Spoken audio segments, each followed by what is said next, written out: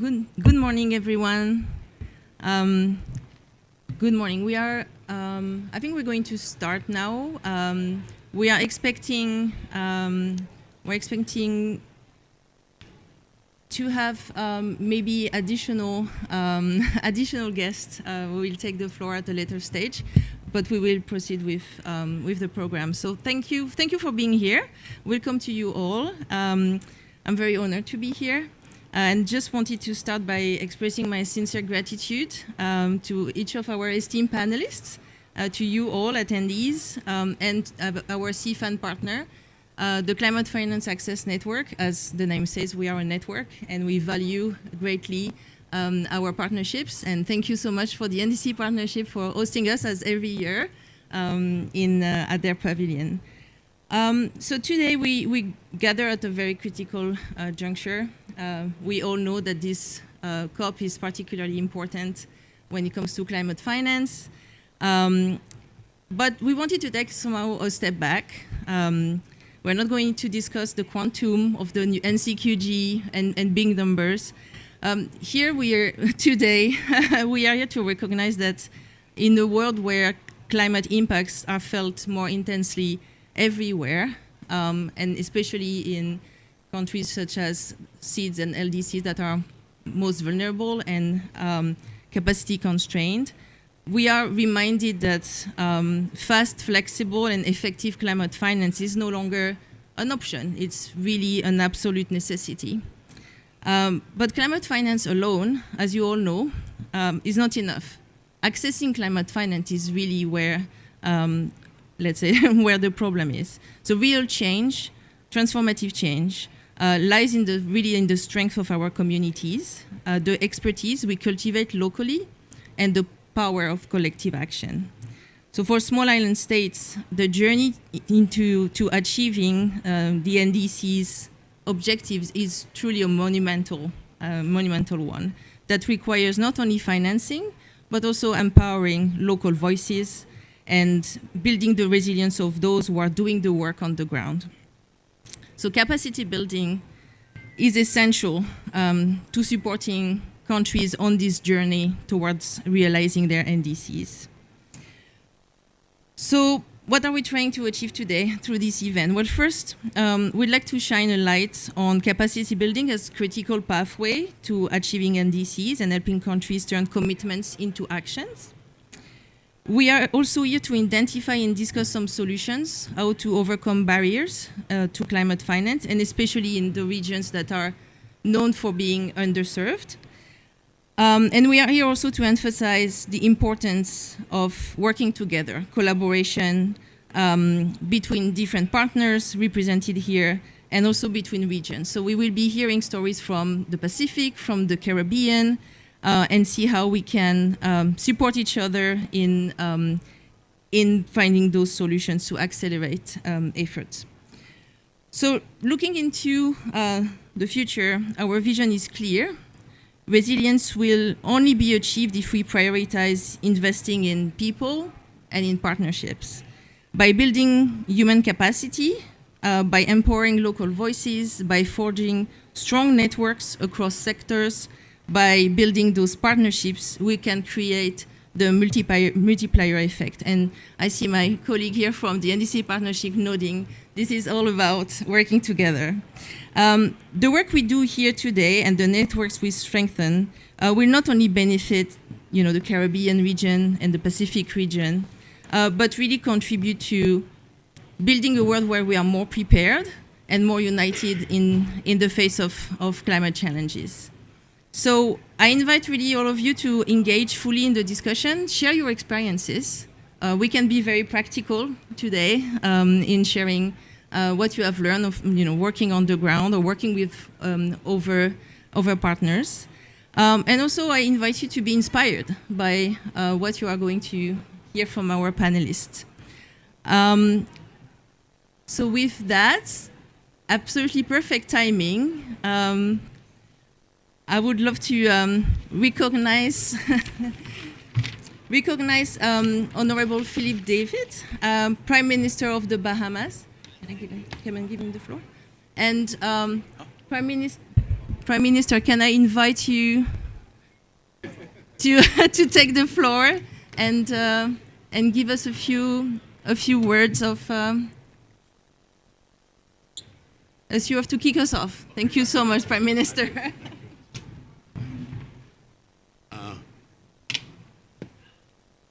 Morning to all. It is an adventure finding these places, so but I overcame all the torturous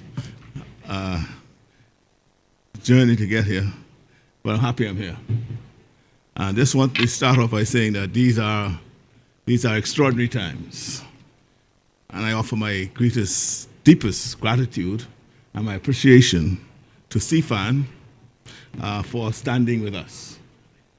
Your support and the access you have provided through your network of financial advisors has been invaluable to us and to many developing nations seeking a lifeline for climate resilience. We face immense hurdles, and it is no small feat to have allies who recognize the struggle and act to bridge the gap where resources and access are painfully limited. I'm pleased to say that your advisor, through her work with our team, has become a partner in our effort to secure the survival of our communities. Your day-to-day guidance, the capacity you're building within our staff, and your creativity in addressing our climate finance needs are transforming our approach to these complex challenges. Your support is helping us navigate the most critical task before us, ensuring that the Bahamas is equipped, resilient, and prepared. We know that capacity constraints are a constant reality, and CFAN's impact in the Pacific gives us hope. We look forward to being part of your next chapter of success here in the Caribbean. The stakes are not merely high, they are life-defining. In the face of this stark reality, we cannot afford retreat. We cannot afford hesitation or the illusion that we might go it alone. Your support is essential, and it reinforces our resolve. CFAN's commitment is a reminder that, even in the darkest of times, true allies do not turn away. Together, let us meet this challenge with courage and purpose, knowing that our shared legacy will be one of resilience and hope for those who come after us. Again, I express my continued appreciation and deep gratitude for the assistance that you are providing us and the Caribbean region. And as I said, hope reigns eternal because it was a success in the Pacific. Thank you very much.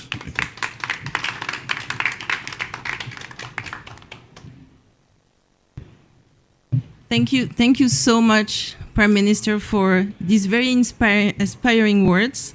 Thank you so much for, I hope you can spend a few minutes with us. We have a very exciting panel today. So we are very fortunate to have four panelists with us today, which I will introduce, starting with Ms. Rochelle Newbold, Special Policy Advisor on Climate Change and Environment Matters and Director of the Sustainable Development Goals Unit in the Office of the Prime Minister of the Bahamas. Ms. Newbold has over 23 years of experience in environmental management, spanning both public and private sectors in the Bahamas and the United States. She has distinguished track records as a climate change negotiator, leading technical delegation for the Bahamas at the UNFCCC negotiations. Notably, her leadership contributed to the establishment of Bahamas' first blue carbon credit initiative, as well as a role in securing a position for the Bahamas on the Loss and Damage Fund board.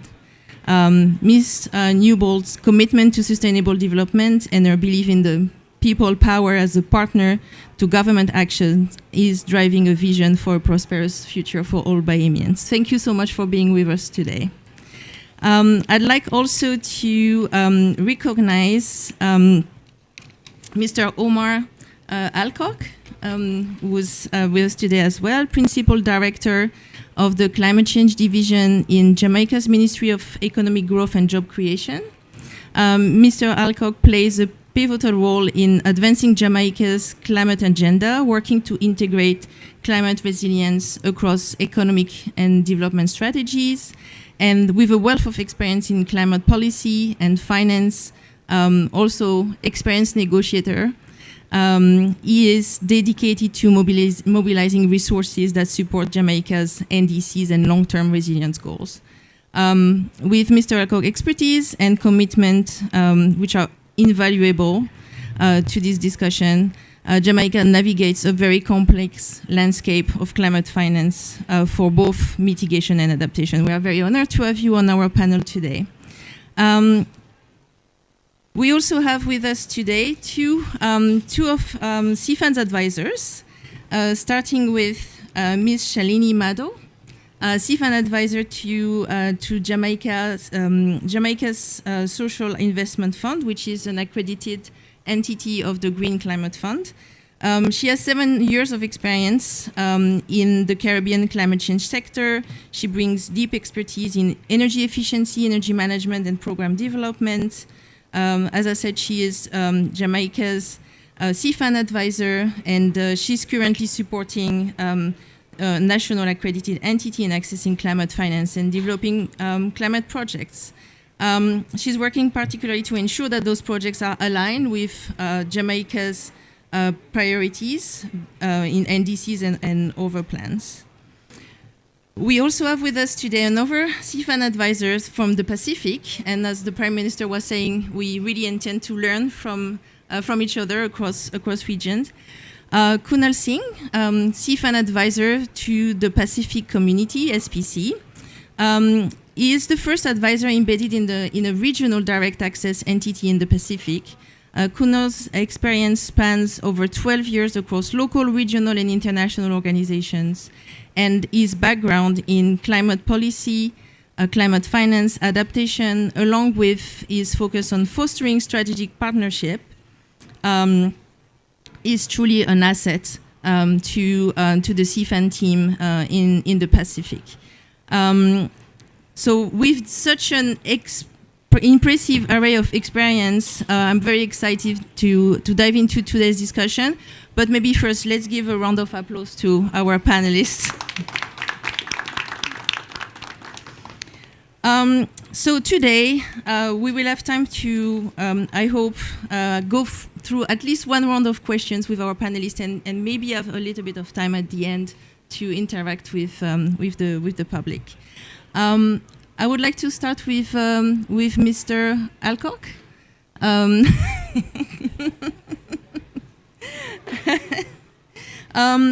So Jamaica has faced significant climate-induced challenges, from hurricanes to prolonged droughts, which have impacted communities and strained resources.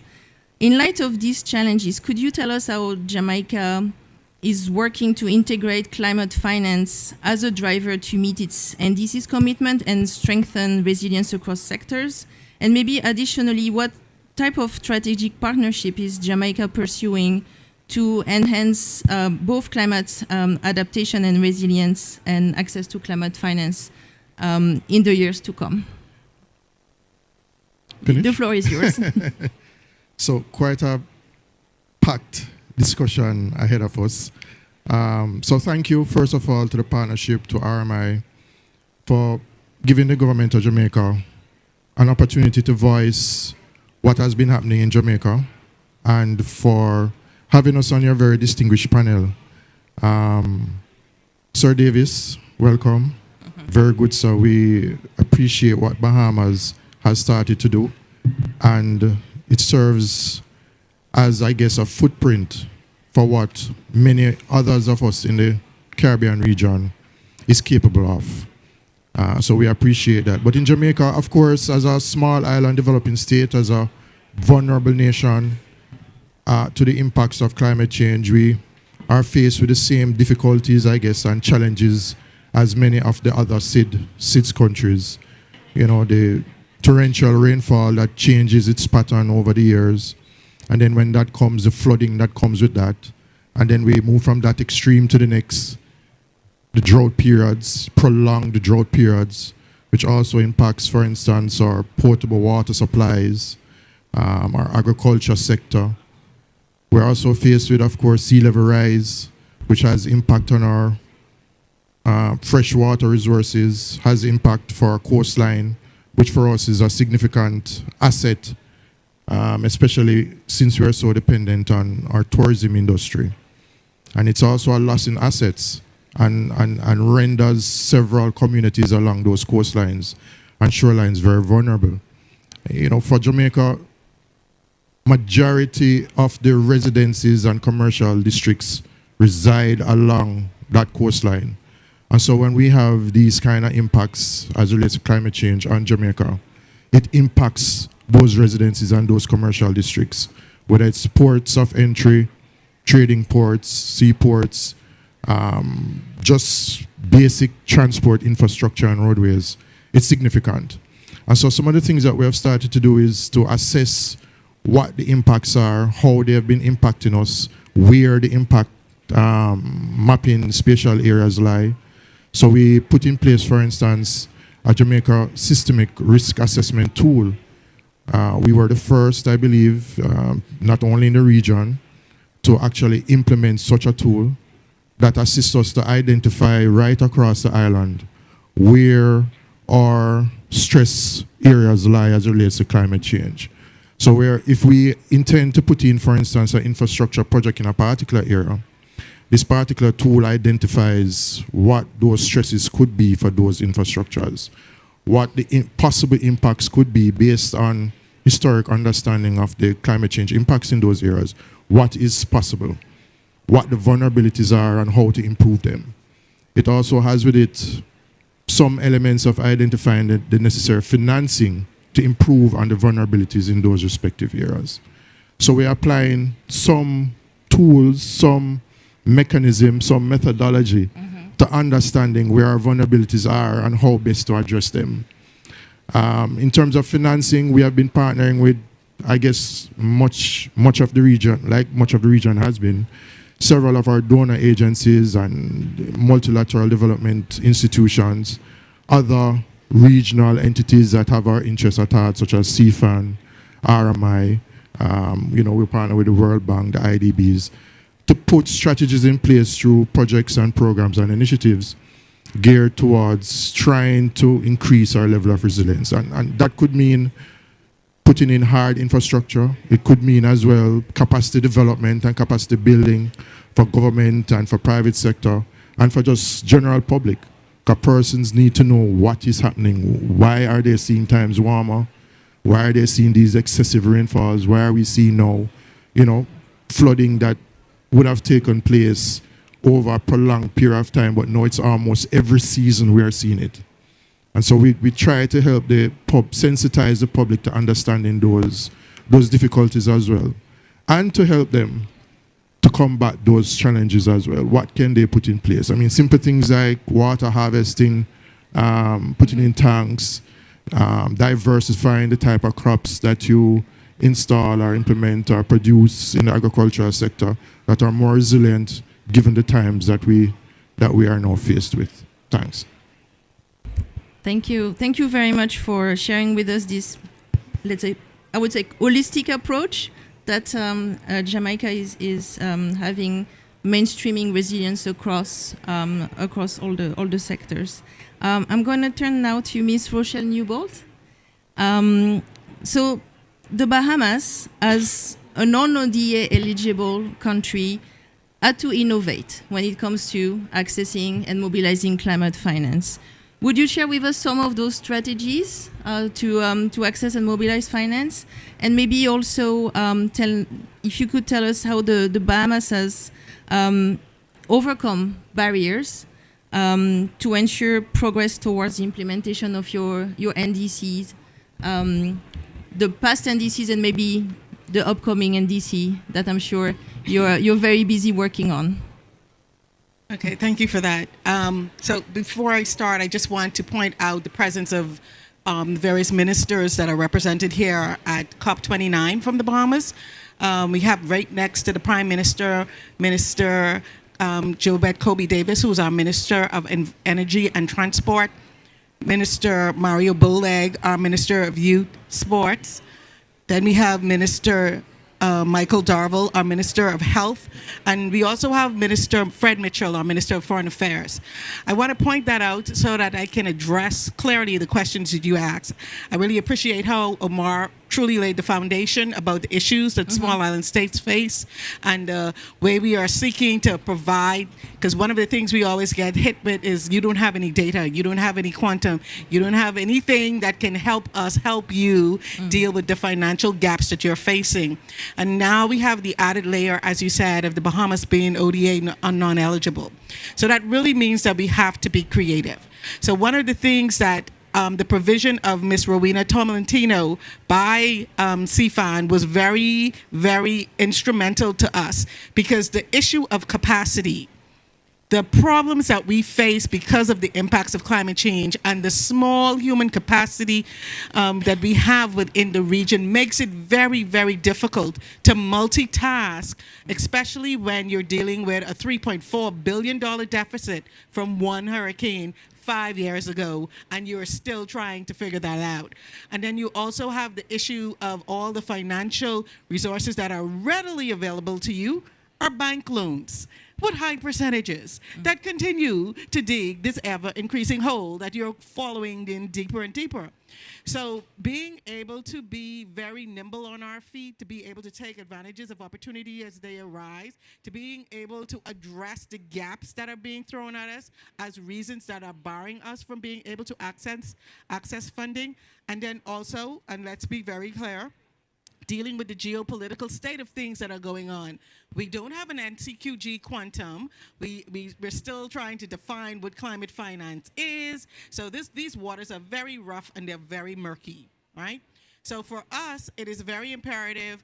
Omar talked about educating the people.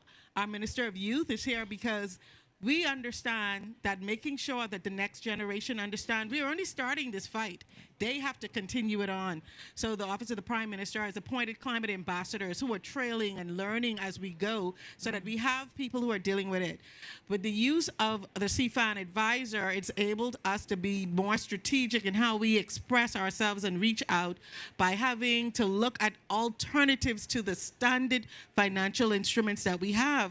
Because, okay, everybody will say, oh, the GCF has billions of dollars, but 6 years, I can't wait 6 years. And by the time the 3 years come along and the money becomes available, the situation has exacerbated beyond what we started the conversation of having. Countries cannot be able to function economically with these long timelines. We have to be able to meet the needs of our people now. And then we have to be able to meet the needs of our people yearly. The Minister of Health has the first National Adaptation Plan for Health, the Health Adaptation Plan. So we are really thinking forward. We're not just thinking about what is right here and now. We are not going to continue this rhetoric of dealing with mitigation. Even if we got rid of the 0.0001% that the developing states have, we will still have a climate crisis on our hands. What we need to now start thinking about is dealing with our adaptation needs and getting funding into that pipeline, because that's how we will be able to survive. That's how our people will be able to thrive in light of these ever increasing, reoccurring every year, 6 months throughout the year. Maybe now it'll be 8 months, because it doesn't seem like November is the cutoff point. It looks like we're looking into December and we're still having storms popping up in December.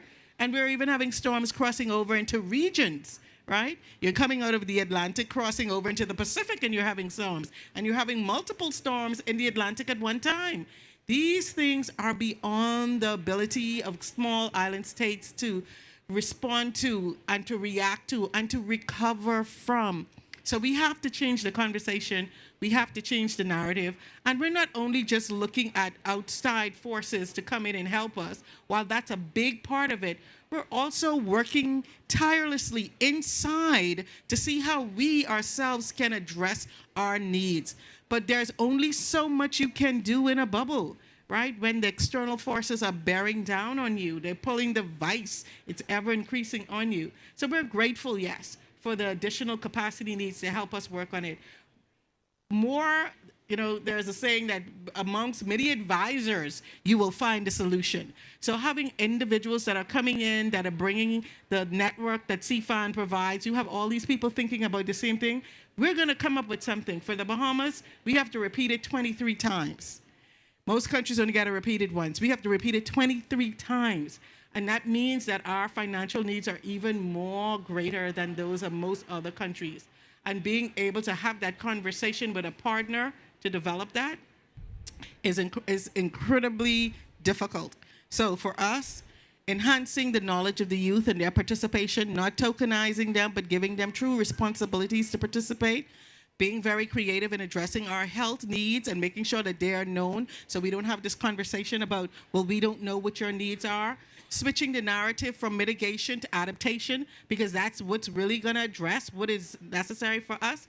And then working in a private sector, not only nationally but internationally, but being very particular about our international private sector partners who are not just driven by profit, but who actually want to aid in developing solutions and identifying them and working with them most prolifically is what we're trying to do. Thank you. Thank you so much for your answer. Very comprehensive. And I want to recognize the ministers from the Bahamas who are with us today. Thank you so much for bringing SEED's realities into the negotiating rooms. What you describe, what the situation is on the ground, I think sometimes is lost in those technical discussions. And I love the point that you made about whatever the quantum is going to be at the end, if the financing is not readily available to support SEEDs responding to the crisis, what is the point of climate finance? And I think very clearly you also told us that resilience is not something you can import. It is something that is homegrown, and each island is going to come up with its own solutions. And we are glad that CFAN advisors can support making some progress, not only in accessing climate finance, but exploring those new instruments, those new approaches. Thank you so much. So speaking of CFAN advisors, I'd like to turn to Shalini. Shalini is an advisor embedded in GCIF in Jamaica, and you've been deeply involved in supporting local climate finance efforts. Could you tell us maybe some of the key challenges and maybe successes that you have encountered, and how embedded?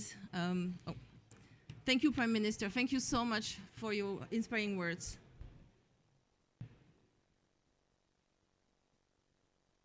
Right.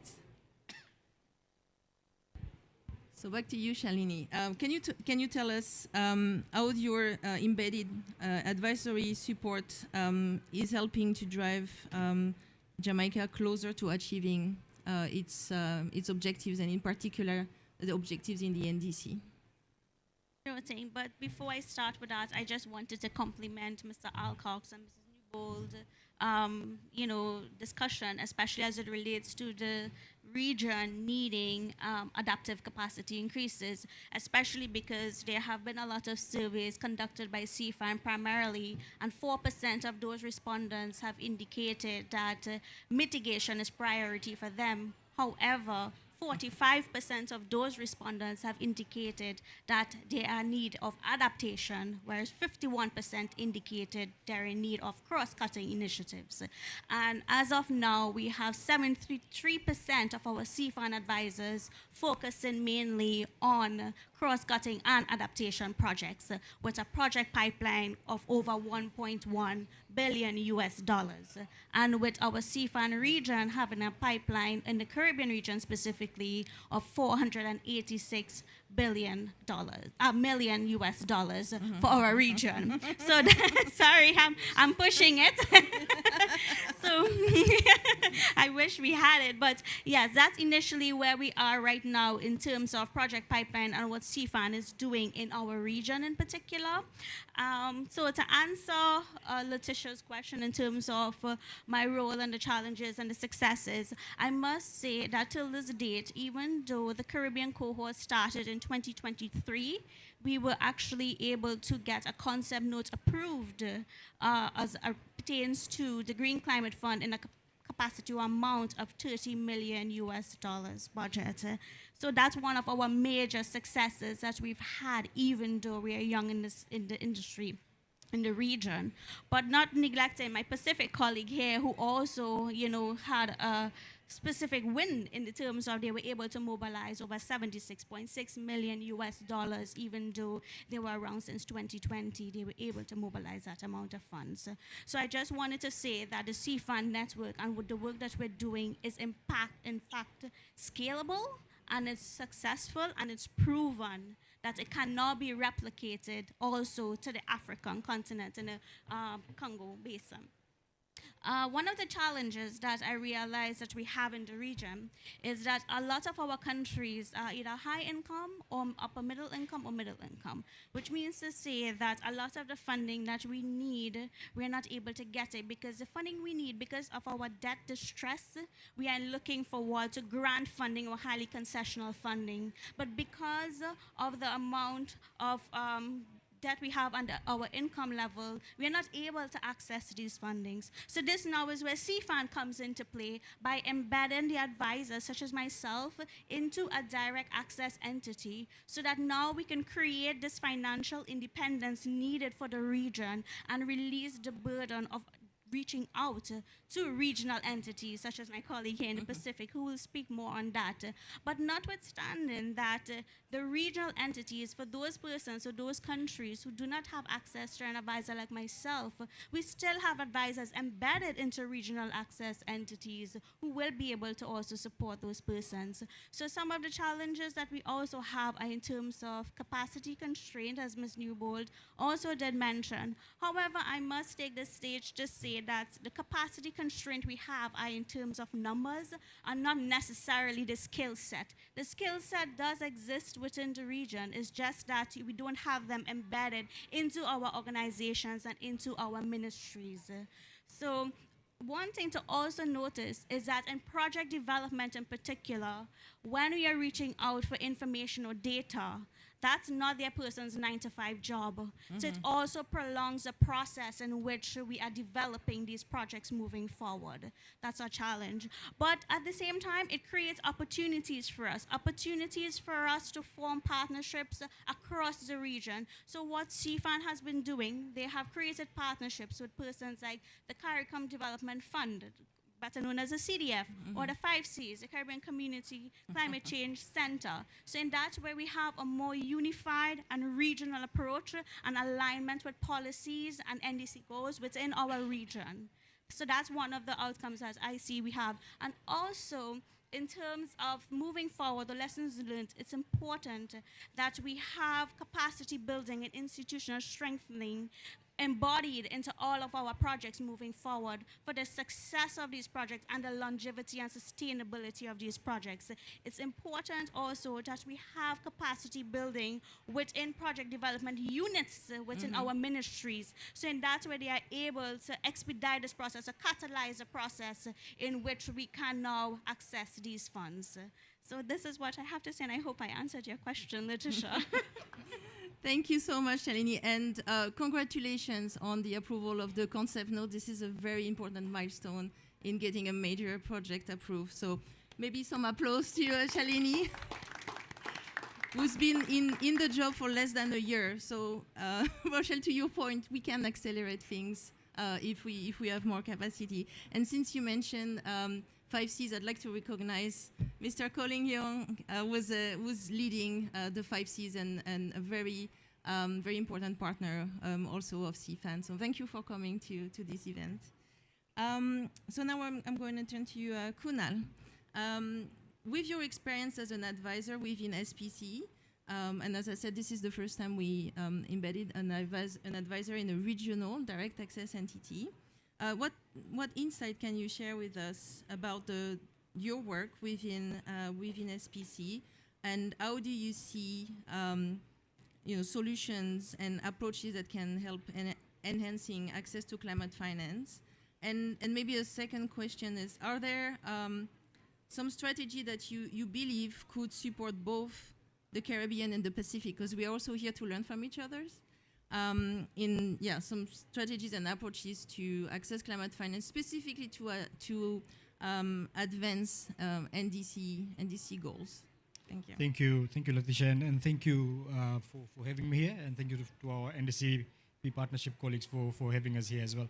Just wanted to thank our fellow speakers. I think you have raised really important points, and one thing I really like to mention is, of course, we are two different regions, but our vulnerabilities are very similar, if not same, to be honest.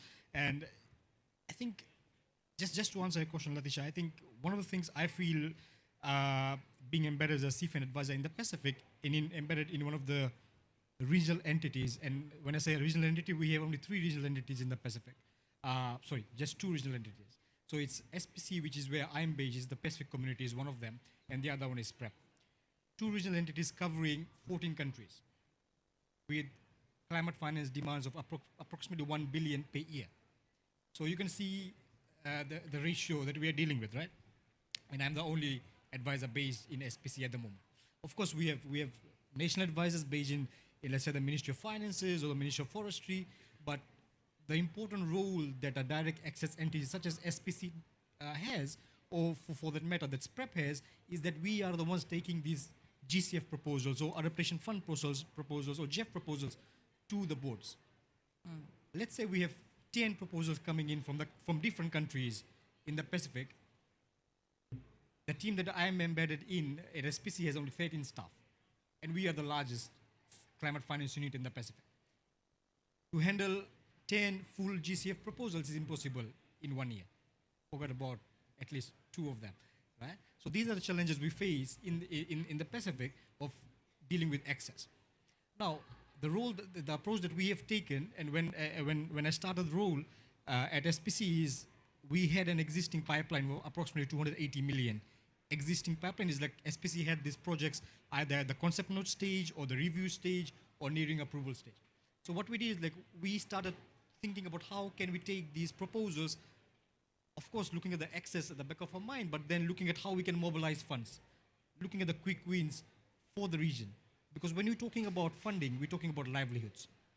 We're talking about people on the ground that need these funds either to relocate, or not relocate, but to actually build adaptation capacity in their communities, whether it's building a seawall or it's actually elevating their households, because every second week there's a high tide and it floods the whole of the villages. So when you're talking about access to finance, we're talking about livelihoods, we're talking about survival. Right? It's far from the discussion of we need finance now. I think it's a discussion of we need to save lives.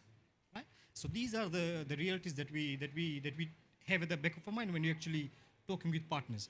So I think what the important role that CFN plays in here, and like Letitia said, is being the first advisor to be based in the regional entities. I think there needs to be more.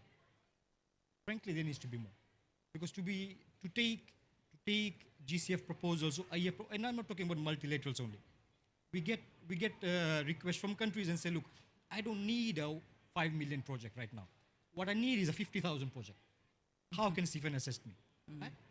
That's where we mobilize and say, look, let's talk about a 50,000 project. Maybe it's funding from a bilateral partner. We get the proposals ready for them, we talk with them, we consult with them, we collaborate with them, and get it approved. While we're still working on the bigger funding projects, overnight some governments can come to us and we need this urgently, we need this funding. Can CFN assist us? Because in the Pacific, I think CFN is a household name now, because we have CFN advisors in most countries. And now that they know there's a CFN advisor in SPC, they know that there's a quick way to get these proposals to these multilateral organizations or bilateral partners. I think that's the benefit. Now, on your second question, I think the barriers we face and how we can learn from that, I think I really believe our policies should drive our projects, on the other way around. Our projects should not drive our policies. So the countries should have that kind of enabling environment to have these policies in the right place for CFN advisors to come and step in and say, look, this is good, we can take this to a funding proposal stage. But it's not that's what I can say on paper. It's not the case when you step in the country. The country's policy, architecture or landscape is always in a chaotic way, and then that's the starting point for us. Fix the policies. Get the policies to a stage that these policies can then drive the projects. Because at the end of the day, we want these projects to respond to countries' policies.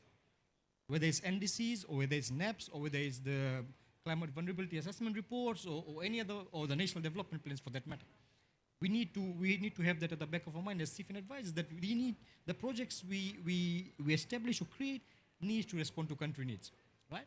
So when I say the policy needs to drive the projects, I think it's a matter of thinking like, how can we get these policies in place, and then think more strategically. I think we need to stay away from that project by project by project approach. It's no longer working, especially for the Pacific, it's not working. We need to think more long-term, 5-year, 10-year projects, and bigger funding mechanisms. We cannot go to GCF with a 5 million project now.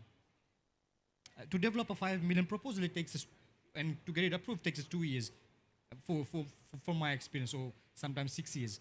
I had one proposal I was dealing on in my previous role. The proposal is still not approved. It's a biodiversity project. We're in the 8th year now. 2 governments have changed by then in the Pacific. The leaders have changed. So we have not given up hope on that, but that's the reality we face, right? So when I say we need to think programmatically, more programmatically, I think that's what I mean. We need to combine sectors. That's what we're doing right now with one of our GCF projects. It's a 400 million GCF cross-cutting adaptation mitigation project that we're taking to a GCF board in July next year in PNG, with the aim that it's a coordinated, collaborative, and programmatic approach. And that's the seed as we are planting as CFN advisors. So to develop that concept mode, I had to talk to 12 CFN advisors in the Pacific and get their views. Ask them, what are your needs in your country? Can you get your country to talk to us? We got the Pacific community together in one of the forums, talk to them, and then had to organize about 3 other forums to get the views together, and then start with the concept note. It took us about 8 months to just coordinate 14 countries.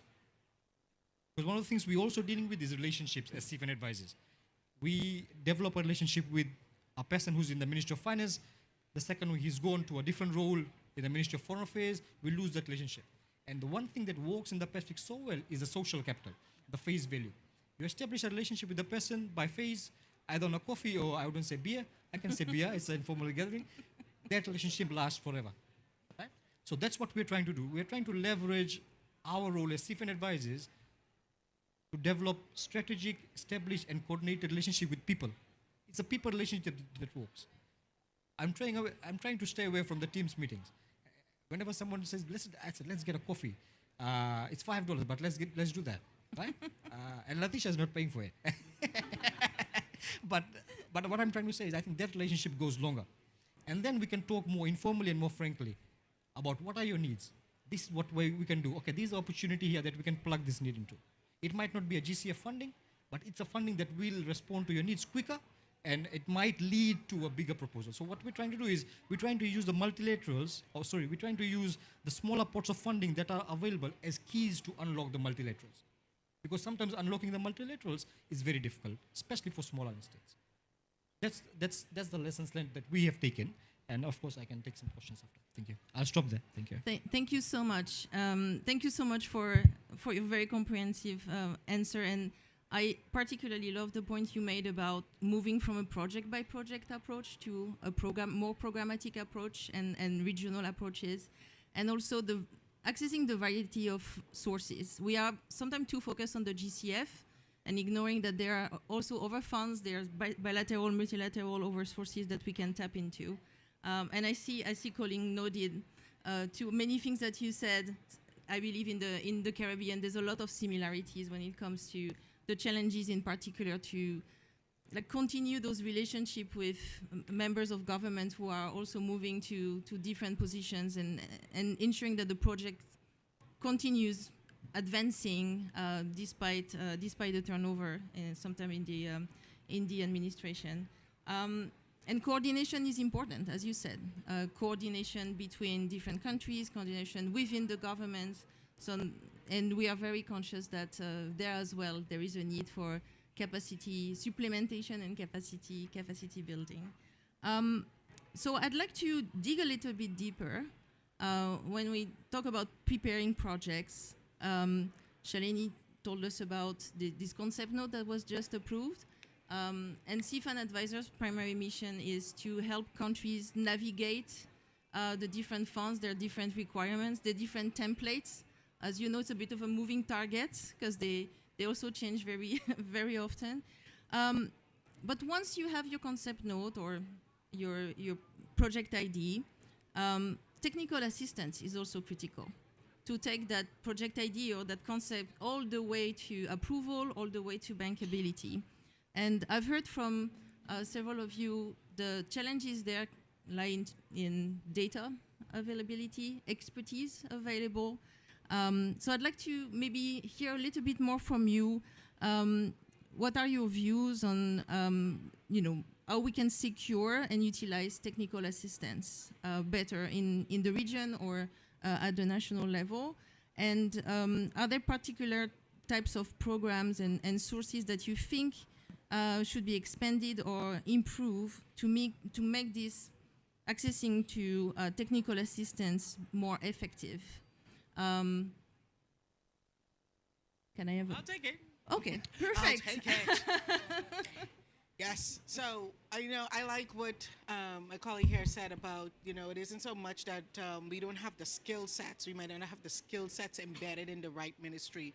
And so I wanted to draw on that point because there are two other persons that are in the room there that we brought, bringing the whole Bahamas delegation.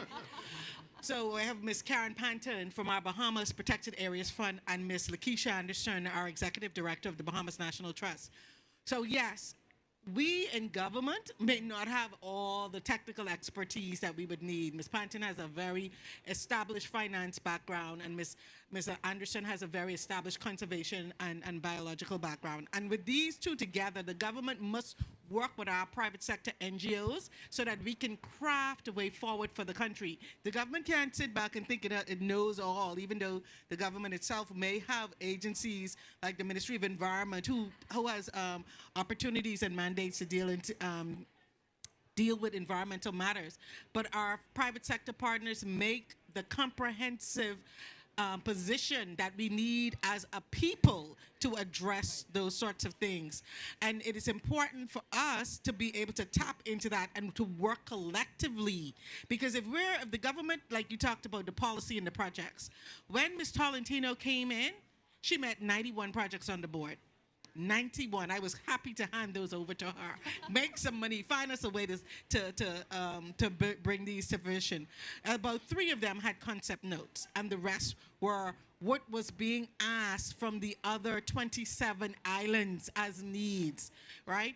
And the issue here is you talk about a project that you have on biodiversity, and you had 2 administrative changes, and you're still in that, what I call the washing machine, trying to figure it out. For us, the people, being able, none of this matters if the people who are on these islands cannot maintain a livelihood that is commensurate with their desired way of living, right?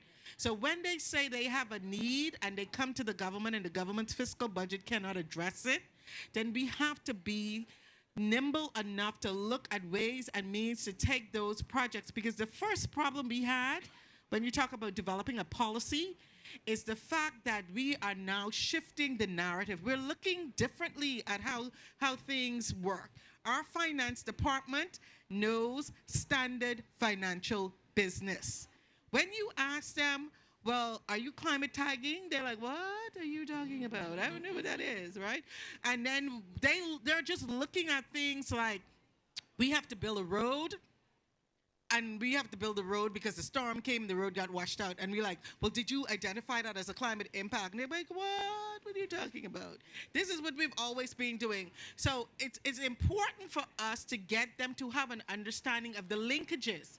That road would have been fine if we didn't have a storm, Not to say that in time we would not have had to repair the road, but now we have to do a whole new road. And not only do we have to do a whole new road, we have to look at doing ways and means of doing traffic studies to move the road somewhere else where it still meets the needs. We have to move the hospitals. We are people of the island. We like to be close to the sea. So most of our infrastructure is there. Now we're being rushed to move these infrastructure inland, and not only, it's not just as simple as take the hospital and build it over there. In order to build a hospital over there, you must make sure that you have the municipal supplies that can reach the hospital. The hospital also has to be in a location that is accessible to the people to get to the hospital. So all of these things have a way of working on the minds of people, having an impact on the fiscal budget. There's a lot of banks that will lend you money to move your hospital, but the rates of return they want on it are just crippling for governments. We will not be able to do it. And yes, drawing in our partners to say, hey, look, how can we make this a conservation issue, or how can we utilize conservation or biological diversity in line with this, or how can we utilize our protected areas fund to talk about mangrove restoration to maybe give us a little bit more time in keeping the road there if we put these green technologies in place to help us delay this address while we try to find these partners, while we try to find the funds to be able to do it. And then we have here our climate ambassador, Mr. Javon Sands. His job is to go out into those communities and help meet and talk to these people so they have an understanding about the fact that things don't happen overnight. We have to build to a process. And yes, putting that policy in place is extremely important. But to be honest, people don't need policy. They can't educate with policy. They can't address illness with policy. So to them, policy means nothing. What they need to see is action, something tangible, some change that's benefiting them. And that is where the collective input of everybody, they can make, the Bahamas was one of the first marine protected areas in the country. Ms. Anderson's job is to make sure that that system is continually functional.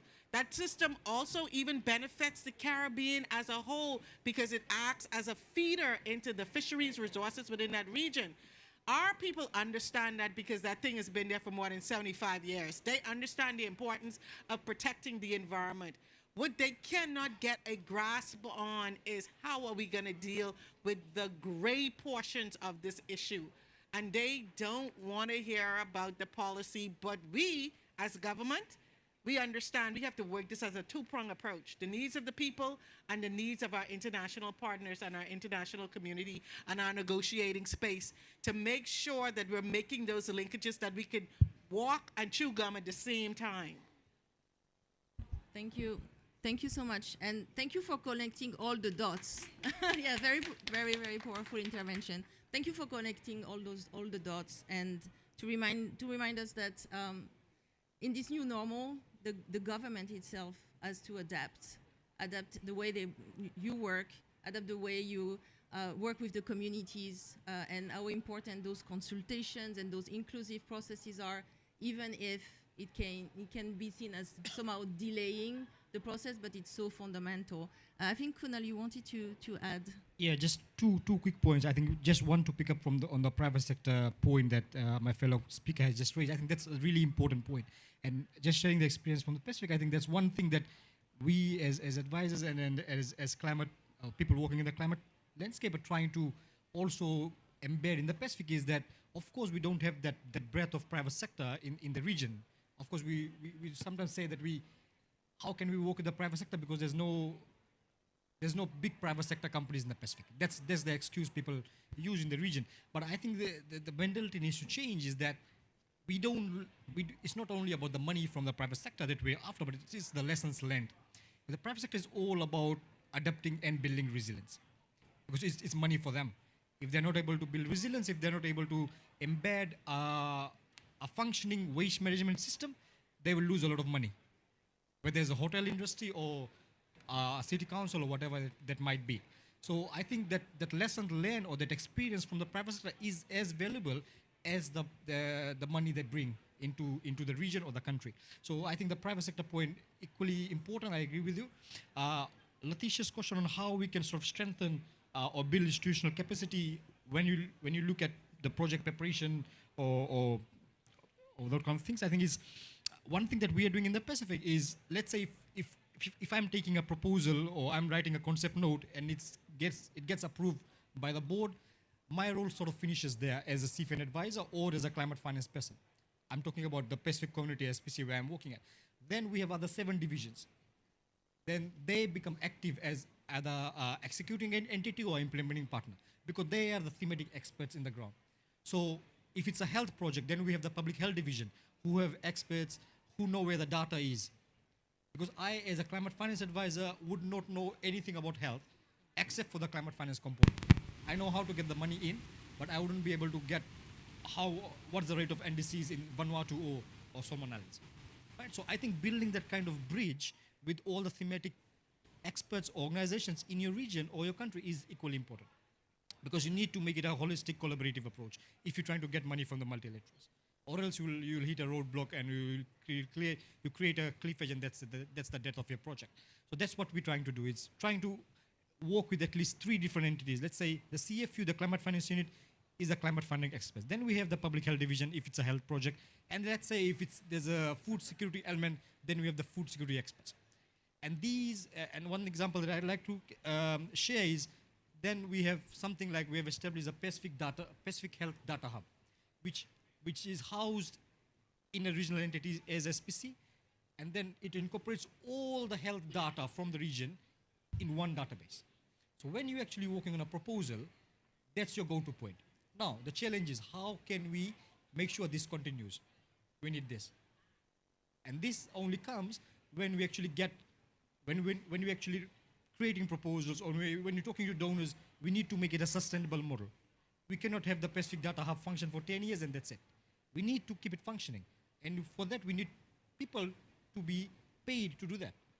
I think one thing that CFN could probably look at as well is how can we get advisors who are, of course, have that climate finance background, but also think about stats, also think about data, also think about knowledge management, also think about, I'm probably increasing the workload for you, Letitia, but I think this is equally important to sort of complement the role that we do as CFN advisors, because then we create a whole picture around it.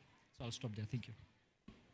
Yes, we have just a few minutes left. So I just wanted to add one thing to that, just to what Kunal was saying, is that at CFAN we also have a community of practice.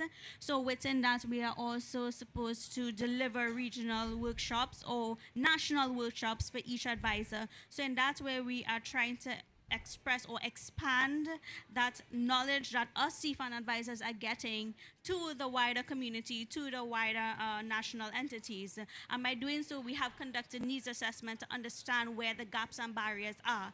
And in terms of formulating a hub, as we are still young in the Caribbean region and as a cohort, we are still compiling data together and have a centralized hub in which we can share, because like I mentioned before, there's no point in reinventing a wheel. So instead, we as advisors, we are trying to bridge that gap and form a centralized hub. I just wanted to add that to Kunal. thank you. And indeed, it is very important to us at CFAN to build this community of practice, not only in the region, but also across the regions. So we have just a couple minutes left. Thank you so much for the discussion, for your invaluable feedback, and for giving us more work to do, and a lot of food for thought. I would like to give the last word to Mr. Omar, because we are in a finance COP, and if there was one takeaway from this discussion, something you would want to see reflected in the negotiations about the NCQG, one message that you take with you and would like to share with the other partners. Well, I'm going to break that rule. I don't have just one message. You know, we have had a good time this morning. The Prime Minister of Bahamas, his cabinet, Right? and their support, Jamaica, Fiji, CFAN, RMI, NDC partnership. I think I saw the lead support unit Member Pablo there a while ago. The ED for 5Cs. And I'm sure there are several others that I probably did not pick up. It augurs well for the thematic focus for COP29 in solidarity for a greener world. And, you know, we have touched on many things this morning, but for financing, you know, so the first plug I want to put in. So Jamaica has a $30 million project that has been submitted, approved. One advisor, 1 year. I'm a maths person. So you know where we're going, right? So 3 more Shalinis, you multiply that figure, it's a wonderful prospect for Jamaica. And not only Jamaica, for the rest of the region, we also have similar Shalinis and our good friend here from the Fiji. We need more support. That's basically what I'm saying. And with more support, more concept notes, more understanding of the initiatives that we need to put in place, more financing capabilities to also implement what we need to do within the various regions. For NCQG, we had a $100 billion goal that was never met. It's per year. It was never met. And we're aiming for a target now. Let's see what that brings. But our hope is that it will be a target that will be accessible, make sense, and be able to meet the needs of the regions, whether it's a small island developing state, LEC, or other type of developing country. It's important to us because without it, we can't get the work done. We sit down and we're talking about mitigation, adaptation, capacity building, transfer of technology. None of that can be done without the relevant financing. And so that would be my last bit. Support us, provide the financing, put pressure on those that you know are supposed to provide the financing and the support as well. Because again, without it, nothing can be done. Thanks. Thank you so much to our panelists. And thank you for your partnership. We look forward to continuing working together, and point taken, more advisors in the region. Thank you so much. Have a wonderful day, everyone.